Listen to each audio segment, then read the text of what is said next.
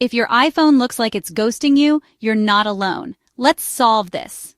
First, restart your iPhone. Sometimes a quick reboot can do wonders. Next, check your network connection. Make sure you're connected to Wi-Fi or have a strong cellular signal. And don't forget to turn off airplane mode. Got iOS updates? Head to Settings, General Software Update. Keeping your iPhone updated can fix many issues. Next, dive into your iMessage settings. Go to Settings, Messages, and toggle iMessage on. Check Send and Receive to ensure your Apple ID is linked correctly. Still stuck?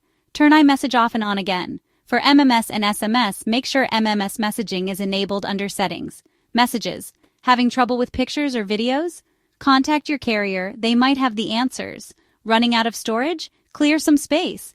Double-check the recipient's contact info and ensure they haven't blocked you. Finally, sign out and back into your Apple ID. If all else fails, reach out to your carrier. There you have it. Simple, right?